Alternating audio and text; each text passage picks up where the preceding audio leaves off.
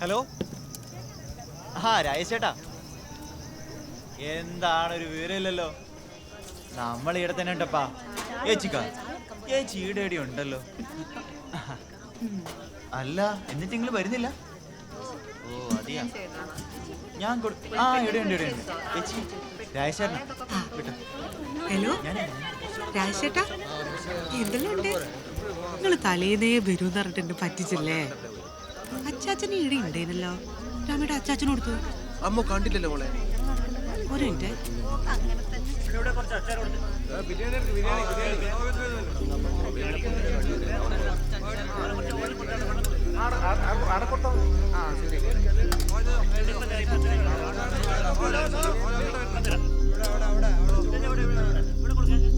അജയന്റെ ഏറ്റവും വലിയ ആഗ്രഹം നാളെ നടക്കാൻ പോകും. ഷോനില്ലാണ്ടായിപ്പോയി. പാവ എൻ്റെ മോള്.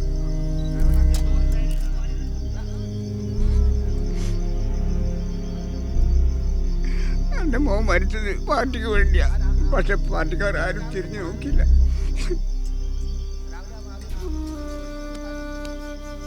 ഞാൻ കുറ്റപ്പെടുത്തിയതല്ല.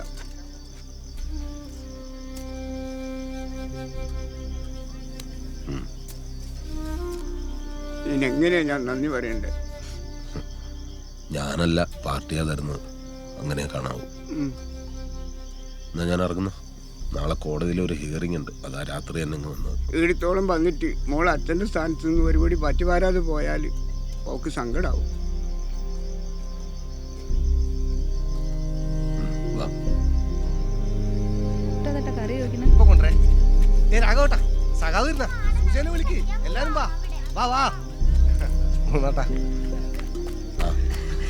പോകുന്നേട്ടാ, ഞാൻ താഴെ കണ്ടിനു. കേറി വരൂന്ന് അമ്മ പറഞ്ഞു. സുജക്ക് സന്തോഷമായി. ഇതല്ല സതീശ, മാലയിട്ടാ. അടുത്ത മാസം പോണം. സൈഷ എന്നാ വിളമ്പിക്കോ. എടുക്കാം. ബിരിയാണിയാ? ഞാൻ കഴിക്കൂലല്ലോ. അറിയപ്പാ, നാളെ ചോറല്ലേ? വാ.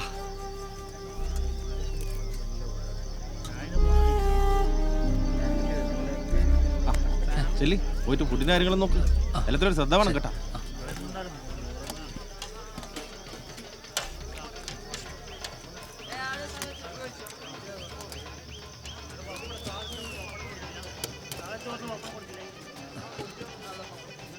ഇതാണോ വിളമ്പുന്നത്? അതെ. നിങ്ങളാരേനും?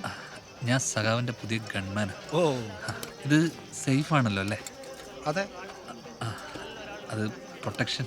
ഫുഡിൽ പോയിസൺ ഒന്നും ഇല്ലാന്ന് ചെക്ക് ചെയ്യണം. അത് ടെസ്റ്റ് ചെയ്യണമല്ലോ. നല്ല ബുദ്ധിയാന്നല്ല സാറേ. നിങ്ങൾ ടെസ്റ്റ് ചെയ്താൽ നിങ്ങൾ ചത്തുപോയില്ലേ ഇതിൽ വിഷം ഉണ്ടെങ്കിൽ? ഒരു കല്യാണ വീട്ടിൽ വന്നിട്ട് ഇമാതിരി വർത്താനം പറയുന്നു. വിജയ്, ഇയാളെ ആള് മോശമില്ലല്ലോ. നമ്മൾ കുറച്ച് ഗവൺമെന്റ്മാരൊക്കെ കണ്ടിട്ടുണ്ട് സാറേ. വീട്ടിൽ പറഞ്ഞു മുന്നേട്ടം നമുക്ക് ആരാന്ന് എനിക്കറിയാം. ഇവിടുന്ന് വർത്താനം പറയുമ്പോൾ ആലോചിച്ച് പറയണം കേട്ടോ.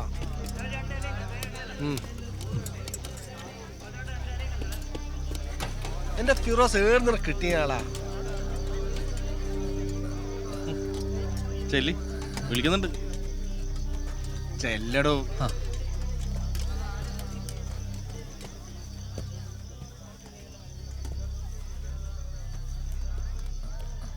എന്റെ പേരെന്തെന്നാ പറഞ്ഞു?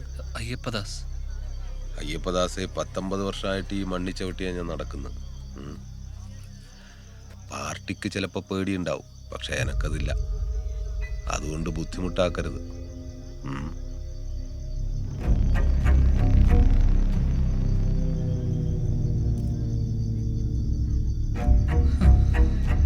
ആരാപ്പത്? സാറെന്താ അന്തം വിട്ടിക്കുന്നത്? സാറ് വന്നേ, ഒരു കാര്യം പറയാണ്ട്. വാ സാറേ, ഒരത്യാവശ്യ കാര്യമാണ്. ഡ്യൂട്ടിയിലാണ്. ഓലക്കാണ് ഡ്യൂട്ടി. നിങ്ങൾക്ക് കാറ്റുണ്ടാ? അയാൾ ചോറ് കഴിച്ച് വരുമ്പോഴത്തേക്കും 2 അടിച്ചിട്ട് പോയിക്കോ. അയാൾ നിങ്ങളോട് പറഞ്ഞല്ലേ ഞാൻ കേട്ടിന്. മുകുന്ദൻ ഒതിർക്കല്ലാത്ത ചെറ്റ. ഓ മാത്രല്ല, ഓന്റെ പാർട്ടിക്കാരും. അല്ല, നിങ്ങള് എന്തെന്നാടെ വേറെ പാർട്ടിയായാലും ഈടെ പ്രവർത്തന സ്വാതന്ത്ര്യം ജീവിക്കണ്ടേ? അതുകൊണ്ട് സഖാവെങ്കിൽ സഖാവ്. വയസ്സേ 36. പാനൂരുകാരനായിട്ട് പെണ്ണും കിട്ടുന്നില്ല. കുരിപ്പ്.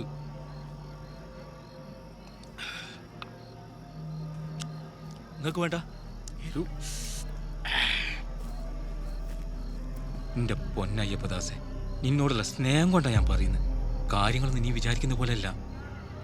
ഇതെല്ലാം നേർച്ച കേസാ. ഏത് നിമിഷം തീരും. ഒരകലം പാലിച്ച് നടന്നു. കൊല്ലാൻ വരുന്നവൻ പോലീസാണോ ഗവൺമെന്റാണോ നോക്കൂല. ഏടുന്നു എപ്പോഴും എന്തു സംഭവിക്കാം. ചിലപ്പോ ഇപ്പോ ഈ കല്യാണം വിട്ടുന്നായിരിക്കും പെട്ടെന്നൊരു ബോംബ്. ഇയാൾ ആരെന്ന് നീ വിചാരിച്ചേ? 90 മുതലേ എതിർ പാർട്ടിക്കാർ ലിസ്റ്റിലെ ആദ്യത്തെ പേര് ഇയാൾതാ, പന്ന്യന്നൂർ മുകുന്ദൻ. ഇതുവരെ ഇയാളൊരു ബുദ്ധി കേന്ദ്രനു, പക്ഷെ ഇപ്പം പെട്ട്. ഏത്? നീ പേപ്പറിലൊക്കെ വായിച്ചിട്ടുണ്ടാവും. വിനോദ് വധക്കേസ് 2-3 കൊല്ലം മുമ്പ് തെയ്യം നടക്കുമ്പോൾ തീർത്ത് കളഞ്ഞില്ലേ? അതിൽ 9ാം പ്രതി അയാൾ. അവരുടെ പാർട്ടിയുടെ ശക്തിയാണ് വിനോദ്. അപ്പൊ അവര് വെറുതെ വിടുമോ? നാളെ അതിന്റെ സാക്ഷി വിസ്താരം തുടങ്ങുന്ന, സൂക്ഷിച്ചോ.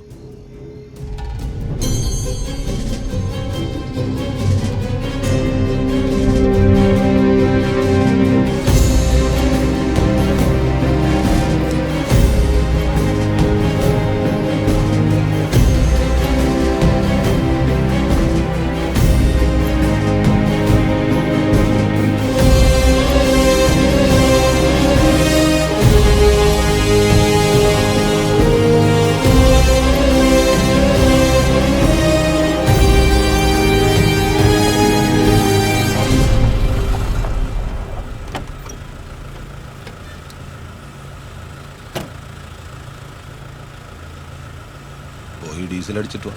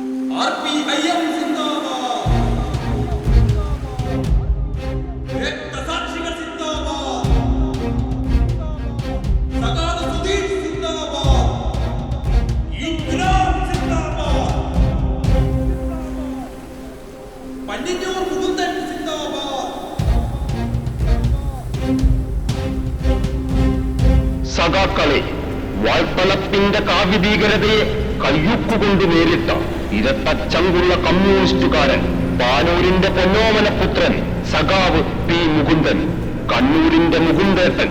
ഈ ഇടം കയ്യനാൽ ചുവന്ന കാവിക്കോട്ടകളെയും പച്ചക്കോട്ടകളെയും പ്രകമ്പനം കൊള്ളിച്ചുകൊണ്ട് ഇടതുപക്ഷ ജനാധിപത്യ മുന്നണിയുടെ കരുത്തനായ സ്ഥാനാർത്ഥി, കണ്ണൂരിന്റെ തീപ്പൊരി സഖാവ് MKRന്റെ പ്രിയ ശിഷ്യൻ പന്ന്യന്നൂർ മുകുന്ദൻ ഇതാ കൂത്തുപറമ്പിന്റെ തെരുവീതികളെ പുളകമണിയിച്ചുകൊണ്ട് ഈ വാഹനത്തിന് തൊട്ടു പിന്നാലെ കടന്നു വരികയാണ്. ഈ ചെങ്കോട്ടയിൽ വർഗീയ കോമരങ്ങൾക്കും അക്രമ രാഷ്ട്രീയത്തിനും ഇടമില്ലെന്ന് പ്രഖ്യാപിച്ചുകൊണ്ട്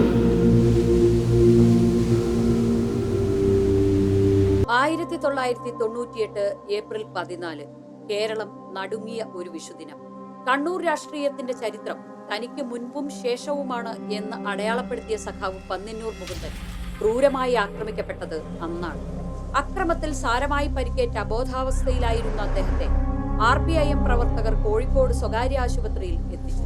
കണ്ണൂരിനെ സംബന്ധിച്ച് കറുത്ത ദിനങ്ങളായിരുന്നു അത്. നിരവധി അക്രമങ്ങളും കൊലപാതകങ്ങളും തുടർന്നരങ്ങേറി.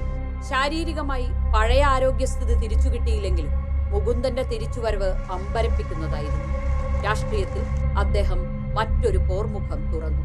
പന്ന്യന്നൂർ മുകുന്ദൻ എന്ന പേര് കണ്ണൂർ രാഷ്ട്രീയത്തെ നിയന്ത്രിച്ച മറ്റൊരു പേരായി തീർന്നു. കൂത്തുപറമ്പ് നിയോജക മണ്ഡലത്തിൽ നിന്നും തുടർച്ചയായി 2 തവണ നിയമസഭയിലെത്തിയ മുകുന്ദൻ സംഘടനാ രംഗത്തെ മികവിൽ കണ്ണൂർ ജില്ലാ സെക്രട്ടറിയായി. 1982 രാഷ്ട്രീയ വൈരികൾ കൊലപ്പെടുത്തിയ ബ്രണ്ണൻ കോളേജ് യൂണിയൻ ചെയർമാൻ സഖാവ് PM സുധീഷിന്റെ പിൻഗാമിയായി വിദ്യാർത്ഥി പ്രസ്ഥാനത്തിലൂടെ തന്റെ രാഷ്ട്രീയ ജീവിതം ആരംഭിച്ച മുകുന്ദൻ കണ്ണൂരിന്റെ തീപ്പൊരി MK രാഘവന്റെ ശിഷ്യനായതോടുകൂടി അനിഷേധ്യ നേതാവായി വളരുകയായിരുന്നു. MKR പാർട്ടി വിട്ടപ്പോഴും അദ്ദേഹത്തിന്റെ കാർക്കശ്യ ശൈലി പിന്തുടർന്ന മുകുന്ദൻ പിന്നീട് RPIMന്റെ അപകടകാരിയായ നേതാവായി വാഴ്ത്തപ്പെട്ടു. ജില്ലാ സെക്രട്ടറി ആയതോടുകൂടി അത് ഏറ്റവും വന്യവും ഭീതിയും ഉളവാക്കുന്ന സംഘർഷത്തിലേക്ക് കണ്ണൂരിനെ എത്തിച്ചു. ഒടുവിൽ അപകടം തിരിച്ചറിഞ്ഞ പാർട്ടി തന്നെ മുകുന്ദനെ സെക്രട്ടറി സ്ഥാനത്തു നിന്നും മാറ്റി. അതൊരു രാഷ്ട്രീയ പതനമായിരുന്നു. ഈ വീഴ്ചയിൽ നിന്ന് സഖാവിന്റെ തിരിച്ചുവരവ് പ്രതീക്ഷിച്ച ആരാധകരെയും അണികളെയും ഞെട്ടിച്ചുകൊണ്ടാണ് അദ്ദേഹം വീണ്ടും ആക്രമിക്കപ്പെടുന്നത്. ഒരിക്കലും അവർക്ക് ഉൾക്കൊള്ളാൻ കഴിയില്ലല്ലോ. Good afternoon sir.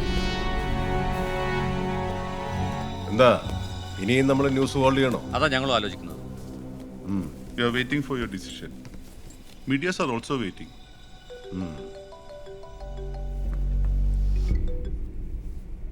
ആ സഖാവേ, അതെയാ,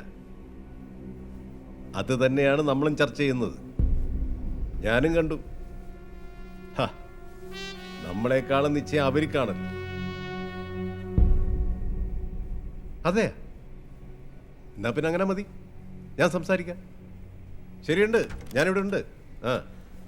സാർ, സ്റ്റേറ്റ് സെക്രട്ടറി താഴെ എത്തിയിട്ടുണ്ട്. ഞാൻ വിളിക്കാം.